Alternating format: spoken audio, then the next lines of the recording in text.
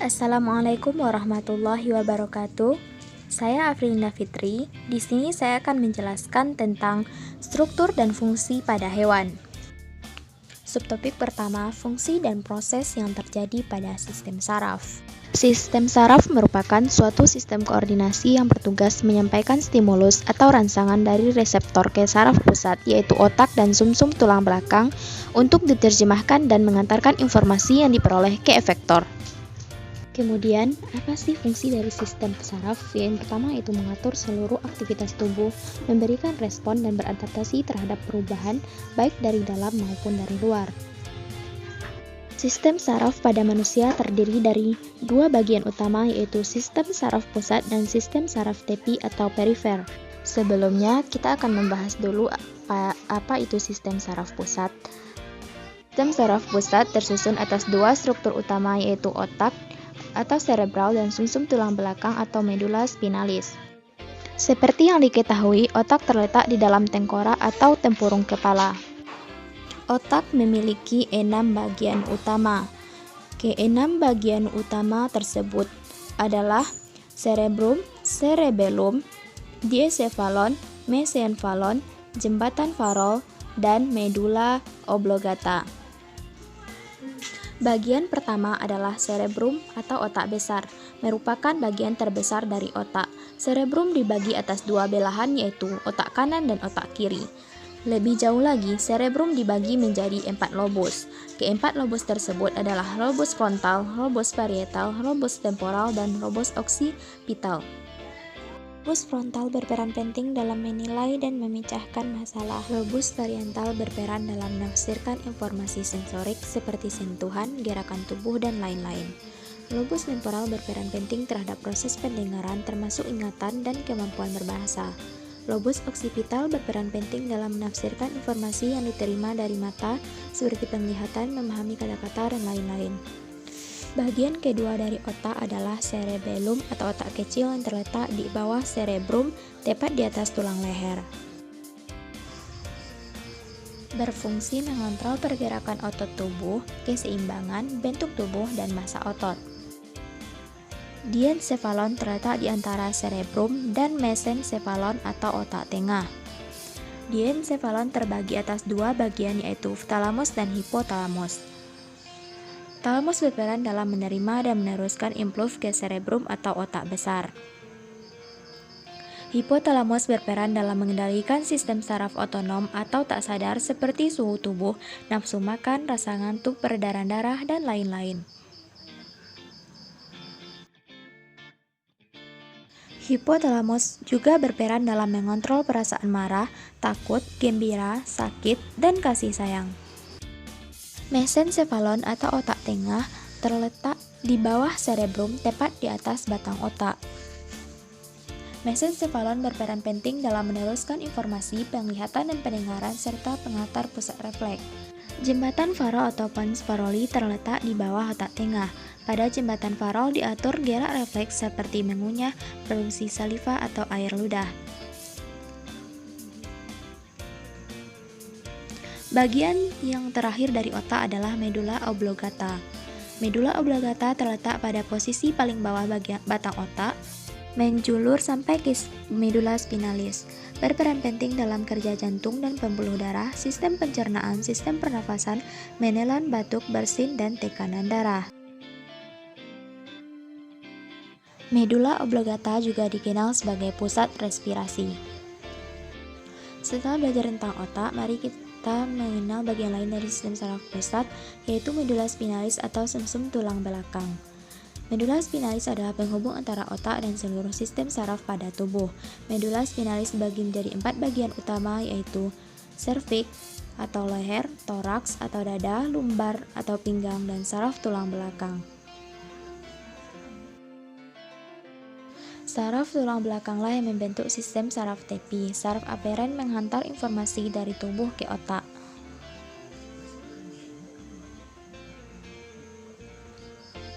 Saraf aferen menghantarkan informasi dari otak ke bagian tubuh. Penjelasan lebih jauh tentang neuron atau sel saraf, ada satu sistem yang mengatur fungsi sistem saraf pusat. Sistem itu bukanlah otak dan medula spinalis. Sistem itu disebut sistem saraf tepi atau sistem saraf perifer. Sistem saraf tepi dibagi menjadi dua bagian, sistem saraf somatik dan sistem saraf otonom. Sistem saraf somatik berperan dalam pergerakan tubuh dan membawa informasi impuls menuju dan dari sistem saraf pusat. Sistem saraf somatik tersusun atas saraf yang terhubung ke kulit, organ, dan otot rangka. Sistem saraf somatik juga ikut berperan terhadap seluruh pergerakan otot tubuh, termasuk menerima dan menghantarkan impuls dari stimulus luar tubuh seperti pendengaran, sentuhan, dan penglihatan. Struktur yang memungkinkan terjadinya komunikasi antar semua sel saraf tubuh pada sistem saraf pusat disebut sistem saraf sensori aferen dan sistem saraf motorik eferen. Aferen artinya menuju ke atau mengalir masuk, sedangkan eferen artinya dari atau membawa keluar. Aferen berarti membawa informasi dari reseptor eksternal tubuh menuju sistem saraf pusat. Eferen berarti membawa instruksi dari sistem saraf pusat menuju organ efektor pada tubuh. Sistem saraf otonom dibagi menjadi dua jenis, yaitu sistem saraf simpatik dan sistem saraf parasimpatik. Apakah kamu pernah mendengar istilah berkelahi atau lari sebagai respon terhadap bahaya? Sistem saraf simpatik akan memberikan respon kepada tubuh terhadap suatu bahaya dengan mengirim perintah bertahan atau menjauh. Sistem saraf parasimpatik bekerja dengan tujuan mengimbangi respon saraf simpatik dalam menangani bahaya. Setelah selesai merespon bahaya, sistem saraf simpatik akan mengembalikan kerja semua sistem saraf menjadi normal. Bagian-bagian neuron atau sel saraf, badan sel, dendrit, mitokondria, akson, dan zona-zona pada neuron. Secara umum, ada 3 bagian utama neuron, yaitu badan sel, dendrit, dan akson. Badan sel mengandung materi genetik dan sebagai pusat metabolisme sel saraf. Badan sel terdiri atas nukleus dan nukleolus atau anak inti. Dendrit berupa struktur mengerucut dan bercabang dari badan sel, berfungsi sebagai penerima sinyal atau impuls dari neuron lain. Dendrit memiliki saluran yang dilalui oleh ion natrium sebagai bentuk respon kimia dari impuls neuron lain. Bentuk dendrit yang bercabang mendukung penerimaan berbagai macam impuls. Dendrit memiliki struktur jonjot kecil disebut spinous dendrit. Tipe-tipe dendrit yaitu dendrit primer merupakan penjuluran langsung dari badan sel dan dendrit ujung atas adalah percabangan dari dendrit primer.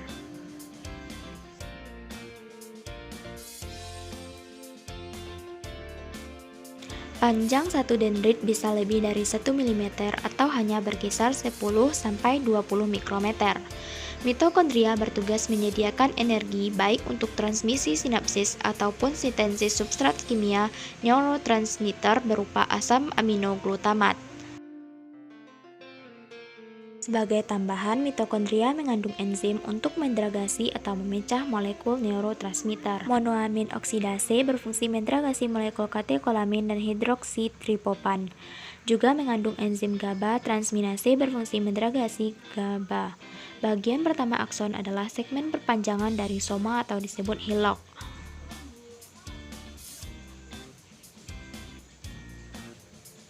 Hillock akson adalah bagian terspesialisasi dari soma atau badan sel, sehingga memiliki struktur berbeda dari soma ataupun dendrit. Pada akson tidak ditemukan retikulum endoplasma kasar, ribosom, dan aparatus Golgi. Retikulum endoplasma halus bertugas dalam transportasi ion kalsium antar sel. RE halus mengikat ion kalsium dan menjaga konsentrasi sitoplasma tetap rendah berkisar 10⁻⁷.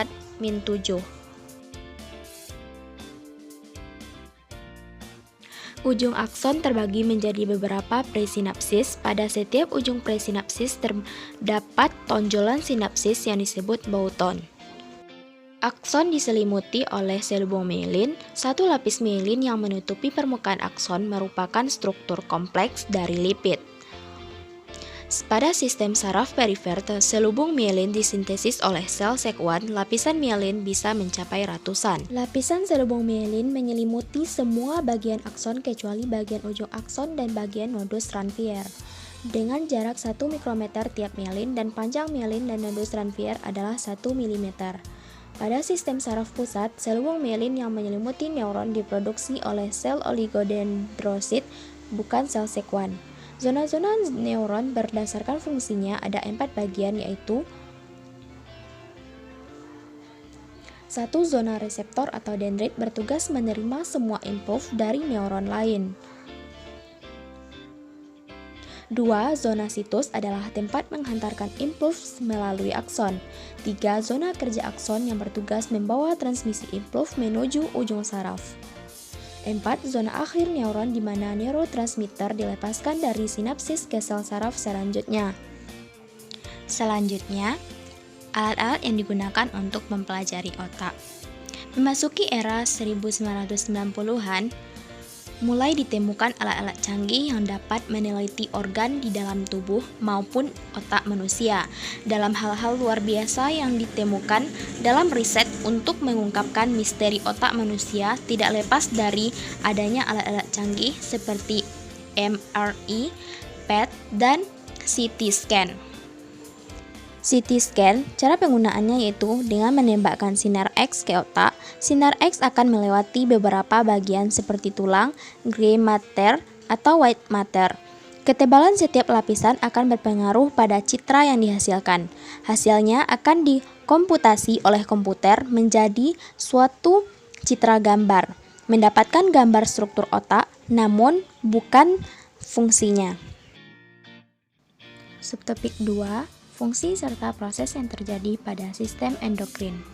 Sistem endokrin adalah sistem yang mengatur dan menghasilkan hormon yang dibutuhkan pada manusia. Sistem endokrin berkaitan erat dengan sistem saraf karena saling mengontrol satu sama lain.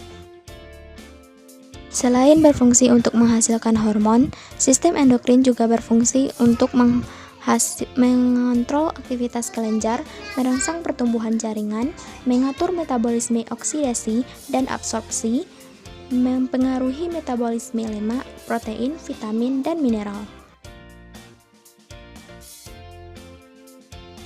Kelenjar hipofisis, salah satu bagian kelenjar endokrin yang terletak di dasar tengkorak dan memiliki peran penting dalam sekresi hormon. Kelenjar hipofisis terdiri dari 2 lobus, yaitu lobus anterior dan posterior. Kelenjar tiroid yang terletak di depan leher dan berfungsi untuk mengatur hormon. Kelenjar paratiroid adalah kelenjar yang melekat pada kelenjar tiroid ini, terbagi dalam 4 bagian dan menghasilkan hormon yang berfungsi dalam mengatur kadar kalsium dan fosfor dalam tubuh.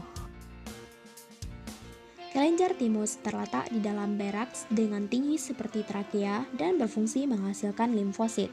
Kelenjar adrenal, kelenjar ini terbagi 2, memiliki fungsi mengatur keseimbangan elektrolit dan garam, mengatur metabolisme lemak, berfungsi untuk konstriksi pembuluh darah, dan relaksasi bronkus.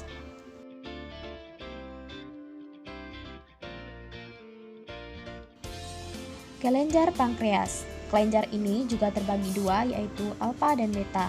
Alfa berfungsi menghasilkan hormon glikagon, sementara beta menghasilkan hormon insulin. Kelenjar kelamin, kelenjar ini juga terbagi 2, yaitu testis pada pria yang menghasilkan testosteron dan ovarium pada wanita yang menghasilkan estrogen.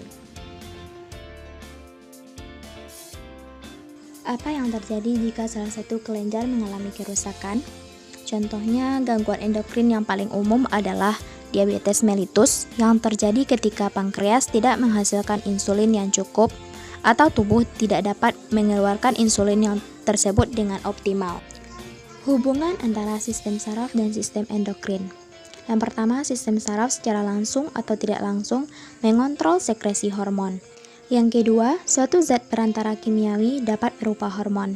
Yang ketiga, ada neurohormon adalah hormon yang dikeluarkan ke dalam darah secara spesifik oleh neuron. Yang keempat ada neuromodulator, adalah zat perantara kimiawi yang tidak bekerja secara langsung pada sinaps. Kemudian subtopik 3, struktur, fungsi, serta proses yang terjadi pada sistem integumen. Kulit adalah lapisan luar tubuh manusia dan merupakan organ terbesar yang menutupi tubuh sebanyak 15-20% dari total massa tubuh manusia, berupa kulit. Jika dibentangkan rata pada orang dewasa, kulit manusia bisa menutupi area sekitar kurang lebih 2 meter persegi atau sebesar sebuah selimut kecil, tapi tidak seperti selimut pada umumnya. Sistem organ ini lembut, kuat, tahan air, dan memiliki kemampuan memperbaiki diri sendiri.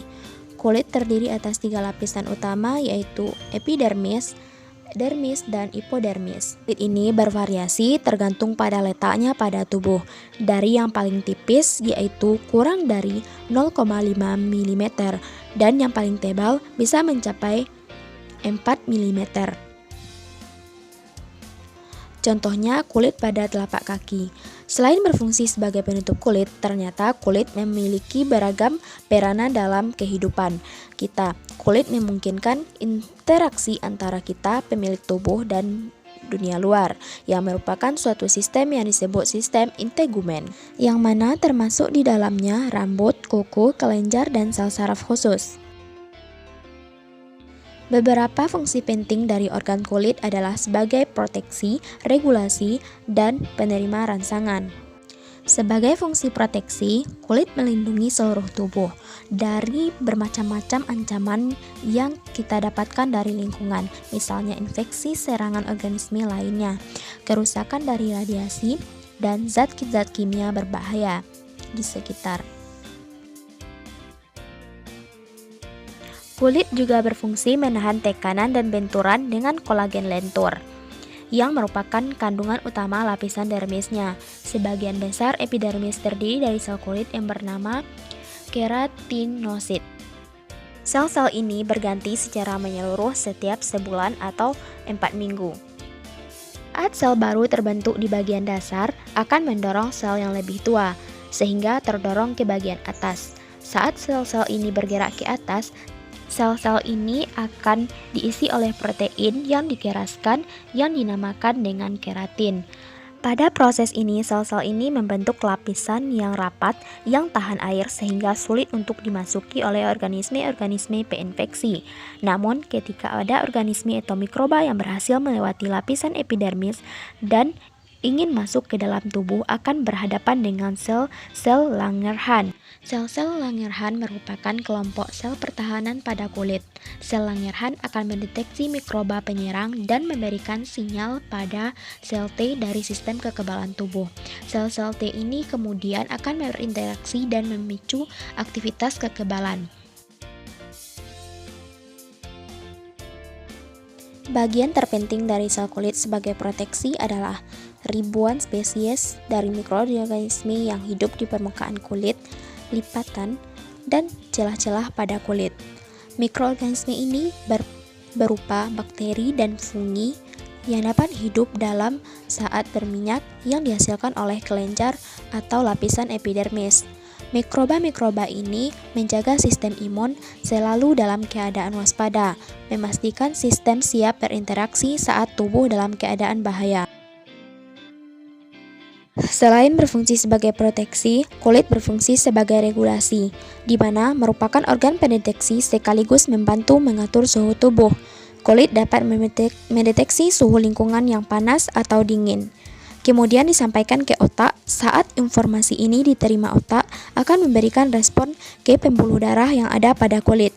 Akibatnya, pembuluh darah akan merenggang. Jika tubuh terlalu panas, yang mana terjadi proses melepasnya panas dari darah melalui kulit atau menyempitnya pembuluh darah.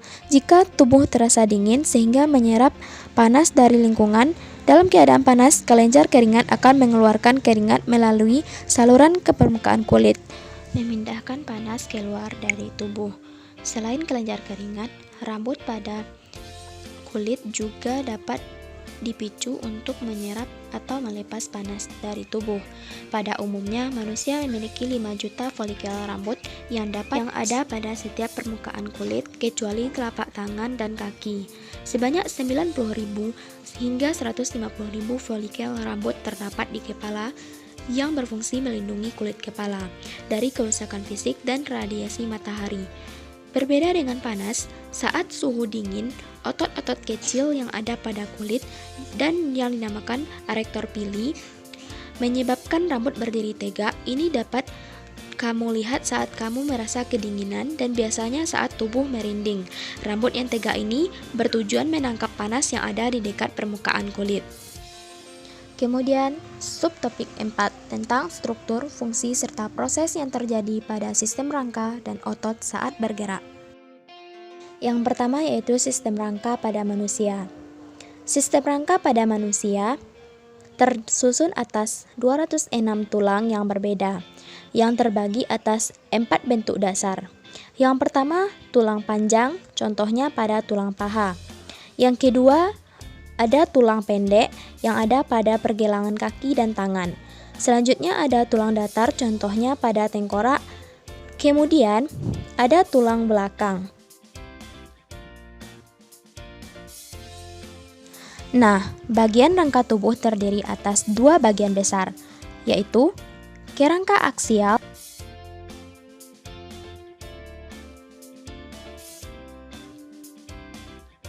dan kerangka apendikular. Kerangka aksial terdiri atas 80 tulang yang tersebar pada tengkorak, tulang belakang, dan toraks. Sedangkan pada kerangka apendikular terdiri atas 126 tulang yang tersebar pada bahu, tangan, pinggul, dan kaki.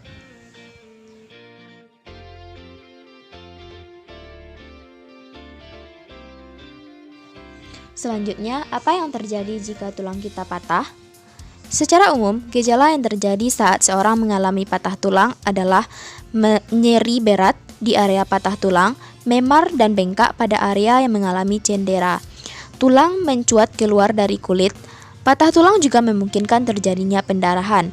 Hal ini terjadi karena pembuluh darah putus tepat setelah mengalami patah tulang. Pendarahan ini terjadi dari pembuluh darah yang tersebar di seluruh tulang. Pembentukan hematoma ialah darah yang membeku kemudian terkumpul di sekitar bagian tulang yang retak. Selanjutnya, hubungan antar tulang dan persendian. Hubungan antar tulang dan persendianlah yang bisa membuat manusia bergerak dengan bebas. 3 macam hubungan antar tulang pada manusia adalah sinartrosis, amfiartrosis, dan diartrosis. Yang pertama, sinartrosis. Sinartrosis adalah hubungan antar tulang yang tidak memungkinkan adanya gerakan. Contoh sinartrosis adalah pada tulang tengkorak. Hubungan antar tulang pada tengkorak dihubungkan oleh jaringan ikat atau sutura. Manusia baru lahir terdapat jarak atau ruang pada tulang-tulang tengkorak. Fungsi ruang adalah untuk memungkinkan otak manusia bertambah ukurannya. Jaringan ikat kemudian akan menggabungkan tulang satu dengan tulang yang lain. Penggabungan tulang tengkorak oleh jaringan ikat inilah yang tidak memungkinkan adanya gerakan. Satu-satunya bagian pada tengkorak yang bisa digerakkan adalah rahang bawah.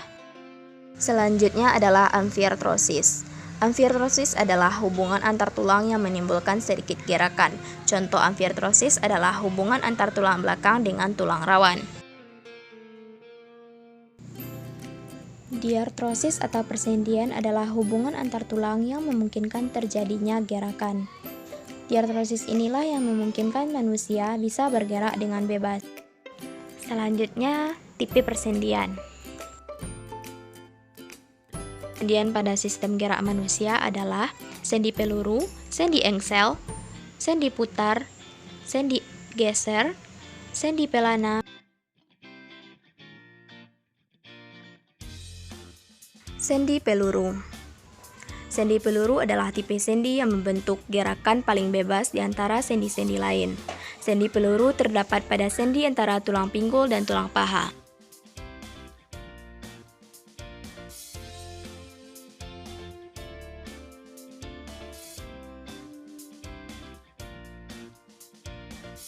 Sendi engsel. Sendi engsel adalah tipe sendi yang memiliki gerakan satu arah. Ada yang ke belakang dan ada yang ke depan, layaknya engsel pintu. Sendi engsel ini memiliki ruang gerak yang lebih sempit dibanding sendi peluru.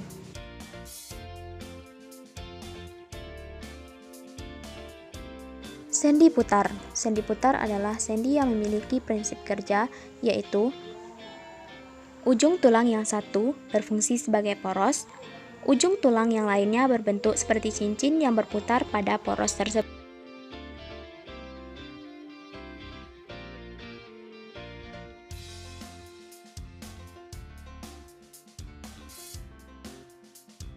Sendi pelana adalah sendi yang merupakan pertemuan dua tulang yang berbentuk seperti pelana. Sendi pelana dapat menggerakkan tulang ke dua arah, muka belakang dan ke samping. Sendi pelana terdapat pada pangkal ibu jari. Sendi geser.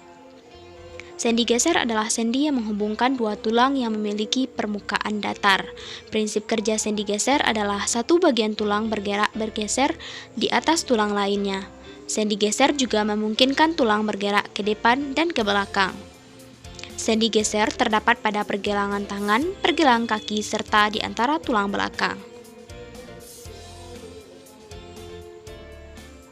Sendi luncur. Sendi luncur merupakan modifikasi dari sendi lesung atau peluru. Sendi luncur memungkinkan gerakan mengeliat, membungkuk, dan menggadah. Sendi luncur terdapat pada sendi-sendi pada telapak tangan dan telapak kaki. Selanjutnya, apa sih jenis-jenis otot? Ada 3 jenis otot. Yang pertama, otot jantung. Ciri-cirinya yaitu bekerja secara tidak sadar, inti sel banyak, terletak di tengah, bentuk memanjang, silindris dan bercabang, dan hanya terdapat di jantung.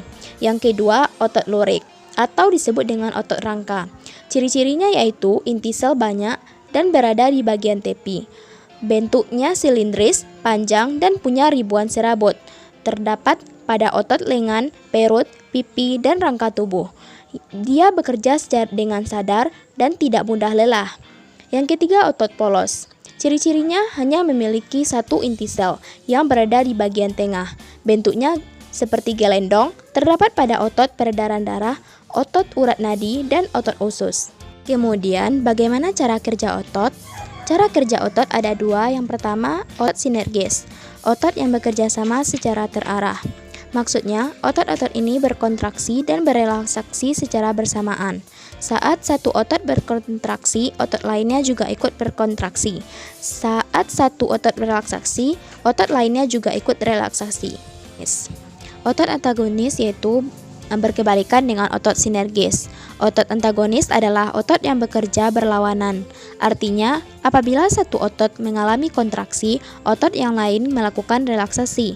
Contohnya adalah pada otot bisep dan trisep. Next, apa yang bisa mengendalikan otot? Yaitu saraf motorik. Saraf motorik adalah sel saraf yang mengirimkan sinyal listrik pada otot tubuh sehingga menyebabkan otot berfungsi. Saraf motorik merupakan kumpulan saraf di otak, tulang belakang, dan jaringan otot yang mengatur fungsi pergerakan otot tubuh. Kerja saraf motorik memungkinkan tubuh seseorang untuk melakukan berbagai aktivitas. Selanjutnya, mengapa otot menjadi lelah? Hal ini terjadi karena tubuh kekurangan oksigen, sehingga produksi asam laktat mengalami peningkatan. Saat asam laktat meningkat dalam darah, kita dapat mengalami kelelahan otot, nyeri otot, sakit perut, dan mual. Kelelahan otot bisa dipengaruhi oleh gangguan kesehatan mental seperti stres dan juga depresi. Nah, kemudian bagaimana hubungan otot dengan saraf ketika kena api? Yang pertama, menerima rangsangan atau stimulus untuk kemudian diteruskan ke otak dan sumsum tulang belakang. Otak dan sumsum tulang belakang mengolah informasi yang diterima dari seluruh tubuh dan mengirim kembali respon yang dihasilkan. Kemudian mengantarkan impuls ke efektor, baik sel maupun organ, terutama otot dan kelenjar yang akan menghasilkan respon tubuh. Subtopik 5. Struktur, fungsi, serta proses yang terjadi pada sistem imun dan limfatik. Yang pertama, organ-organ pembangun sistem imun, yaitu ada limfa. Limfa adalah organ seperti span, terletak di bagian kiri atas ruang abdomen, yaitu di permukaan perut. Ia berfungsi memerangkap dan menapis antigen, memusnahkan sel darah merah yang telah tua, menghasilkan sel darah merah yang baru, menampung darah pada waktu kritikal. Selanjutnya ada nodus limfa, yaitu merupakan kumpulan tisu yang berbentuk seperti biji kacang, terletak di sepanjang hentian sistem limfatik, mengandung leukosit atau sel darah putih yang mempunyai fungsi fagositosis, merupakan tempat berlakunya pemusnahan agen jangkitan dan toksin. Terdapat banyak di bagian dada, leher, pelvik, aksila atau ketiak, dan pangkal paha. Selanjutnya ada sumsum tulang menghasilkan limfosit B. Terdapat 3 sel limfosit B. Yang pertama yaitu limfosit B plasma menghasilkan antibodi. Yang kedua limfosit B pembelah banyak dan cepat. Yang ketiga limfosit B memori menyimpan mengingat antigen yang pernah masuk dalam badan. Kemudian timus yaitu tempat berlakunya pembentukan limfosit T. Terdapat 3 jenis limfosit T. Yang pertama limfosit T pembantu mengatur dan mengawal kualitas imun. Yang kedua, limfosit T pembunuh menyerang sel tubuh yang terjangkit oleh patogen. Yang ketiga, limfosit T superior berfungsi menghentikan respon imun jika jangkitan berhasil diatasi. Yang terakhir ada tonsil. Tonsil adalah struktur normal yang berada pada setiap sisi belakang tenggorokan. Organ ini juga merupakan salah satu bagian pembentuk sistem kekebalan dan dapat memproduksi antibodi untuk melawan kuman atau yang menyerang kesehatan mulut. Jadi, apa itu sistem kekebalan tubuh? Sistem kekebalan adalah pasukan yang tangguh yang terdiri dari sel, jaringan, dan organ yang bekerja sama untuk melindungi tubuh. Yang pertama, sel darah putih atau leukosit. Leukosit beredar melalui tubuh, melalui berbagai pembuluh darah kita, memastikan bahwa tidak ada pengunjung yang tidak diinginkan yang dapat mempengaruhi tubuh kita. Ada 2 jenis sel yang membentuk divisi leukosit, fagosit dan limfosit. Fagosit adalah sel pertama yang merespon keadaan darurat. Pernahkah kamu memotong sendiri di dapur saat memasak? Celah di kulit ini merupakan pintu gerbang yang sempurna bagi kuman dan bakteri berbahaya untuk memasuki tubuh. Tapi yakinlah, karena ada fagosit, Anda sudah dijaga. Jika fagosit merupakan kekuatan sistem kekebalan tubuh, limfosit adalah otak di belakangnya. Limfosit adalah yang memungkinkan tubuh untuk mengingat dan mengenali penyusupan sebelumnya dan membantu tubuh menghancurkan mereka. Tentara sistem kekebalan tubuh unit limfosit terbuat dari 2 jenis tentara, limfosit B dan limfosit T. Sederhananya, limfosit B adalah sistem intelijen tubuh yang mencari penyerang dan mengunci mereka, sementara membiarkan limfosit T tahu bahwa mereka adalah urutan selanjutnya. Limfosit T berperang melawan sasaran penjajah. Hubungan sistem saraf, sistem endokrin, dan imun, yaitu contohnya pada saat kita stres. Saat kita stres, bagian saraf simpatetik dalam otak akan mengirim hormon adrenalin, hormon kortisol, dan hormon-hormon stres lainnya. Stres jangka pendek sebenarnya ada manfaatnya juga, yakni meningkatkan sistem imun tubuh. Namun, stres yang terus berlanjut bisa membuat kondisi jadi berbalik, yakni memperlambat proses penyembuhan, memperburuk kondisi kulit, dan sebagainya.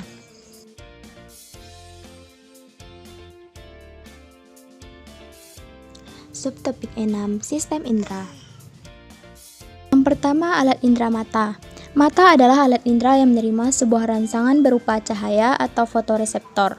Mata tersusun atas alat tambahan mata, bola mata, otot bola mata, dan saraf optik. Alat tambahan ini mempunyai fungsi untuk melindungi mata dari gangguan lingkungan. Alis mata berfungsi untuk melindungi mata dari keringat, sedangkan kelopak mata berfungsi untuk melindungi mata dari benturan, dan bulu mata berfungsi untuk melindungi mata dari cahaya kuat, debu, dan kotoran. Adapun bagian-bagian mata, yang pertama kornea, yang berfungsi menerima sebuah rangsangan cahaya dan meneruskannya pada mata bagian dalam. Yang kedua, lensa mata berfungsi untuk meneruskan dan memfokuskan pada cahaya agar bayangan benda jatuh ke lensa mata. Yang ketiga, iris mata berfungsi untuk mengatur banyak sedikitnya sebuah cahaya yang masuk ke mata. Yang keempat, pupil berfungsi sebagai saluran masuknya sebuah cahaya. Yang kelima, retina berfungsi untuk membentuk sebuah bayangan benda yang kemudian dikirim oleh saraf mata ke otak. Selanjutnya, otot mata berfungsi untuk mengatur satu gerakan bola mata.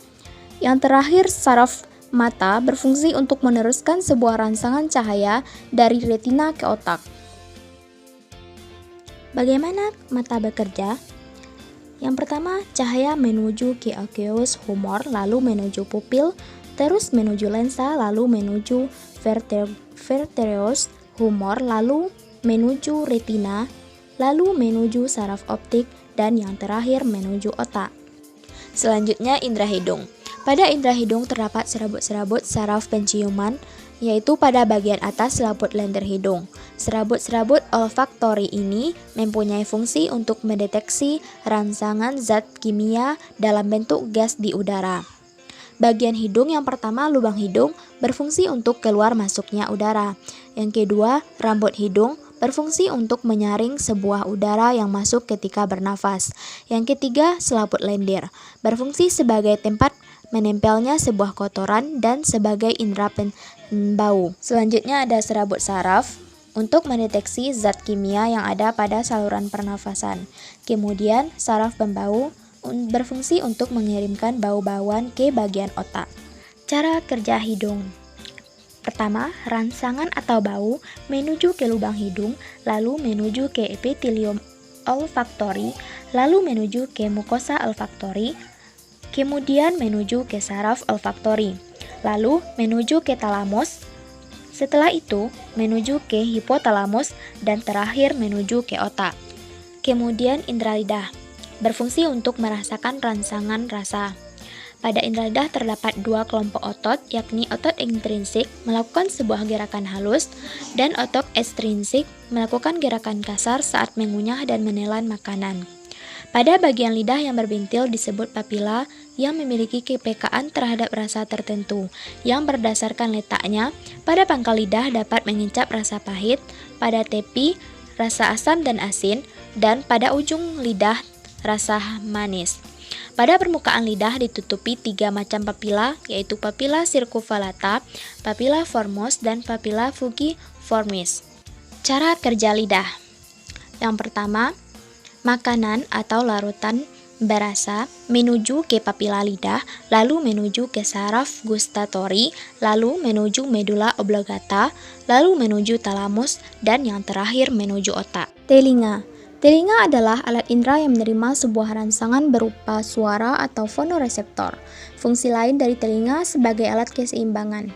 Bagian telinga terbagi menjadi tiga. Yang pertama, bagian luar, yaitu ada daun telinga, lubang telinga, dan liang pendengaran. Bagian luar telinga berfungsi untuk menangkap dan mengumpulkan suatu gelombang bunyi. Selanjutnya ada telinga bagian tengah, yaitu contohnya gendang telinga atau martil, landasan, sanggurdi, dan saluran eustachius. Telinga bagian tengah berfungsi untuk menerima sebuah rangsangan bunyi dan meneruskannya ke bagian yang lebih dalam. Yang fungsi kedua yaitu untuk memperkuat sebuah getaran dan menurunkannya ke koklea. Kemudian telinga bagian dalam yaitu alat keseimbangan tubuh, saluran tengah lingkaran, tingkap jorong, tingkap bundar, dan koklea. Fungsi bagian telinga dalam yaitu untuk mengubah impuls dan diteruskan ke otak, untuk menjaga keseimbangan tubuh, untuk menghubungkan suatu rongga mulut dengan telinga bagian luar. Cara kerja telinga. Getaran suara menuju daun telinga, lalu menuju saluran telinga, kemudian menuju gendang telinga, selanjutnya menuju tiga tahapan pendengaran yaitu sanggurdi, landasan, dan saluran eustachius, kemudian menuju sel-sel rambut dalam organ kortil, lalu menuju sel saraf auditoриум, dan yang terakhir menuju otak. Panca indera yang terakhir, indera kulit. Kulit merupakan reseptor yang peka terhadap sebuah rangsangan fisik atau disebut mekanoreseptor. Bagian-bagian kulit, yang pertama kulit ari, berfungsi untuk mencegah masuknya sebuah bibit penyakit dan mencegah penguapan air dari dalam tubuh. Yang kedua kelenjar keringat, berfungsi untuk menghasilkan keringat. Yang kedua lapisan lemak, berfungsi untuk menghangatkan tubuh. Selanjutnya otot penggerak rambut, berfungsi untuk mengatur sebuah gerakan rambut pada kulit. Yang terakhir ada pembuluh darah, berfungsi untuk mengalirkan darah ke seluruh tubuh. Fakta ilmiah Quran Surah As-Sajdah ayat 9.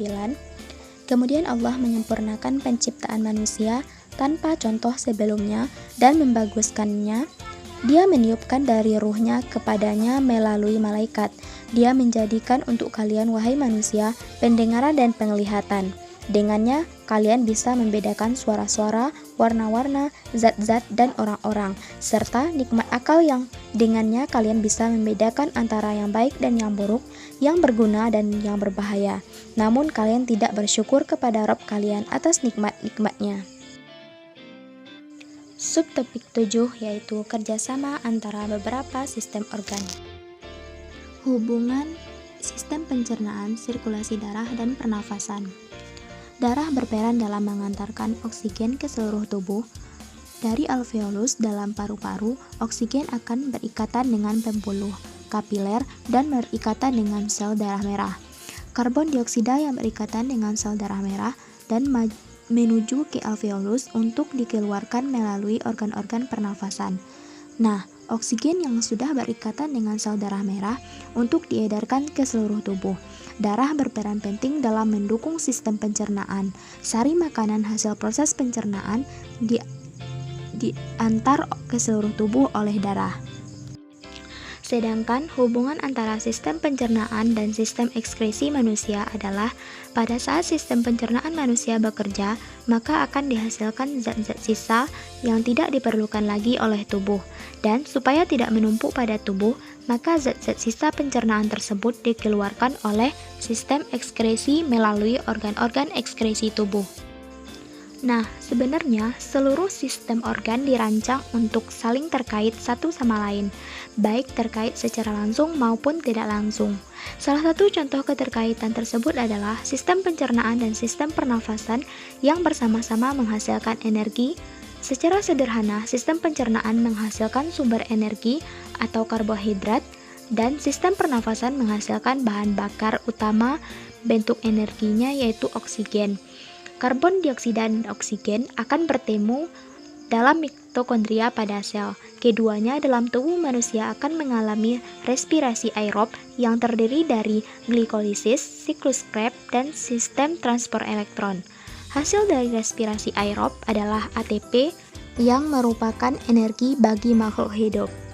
Sekianlah materi tentang struktur dan fungsi hewan. Terima kasih. Mohon maaf atas segala kesalahan dan kekurangan. Wassalamualaikum warahmatullahi wabarakatuh.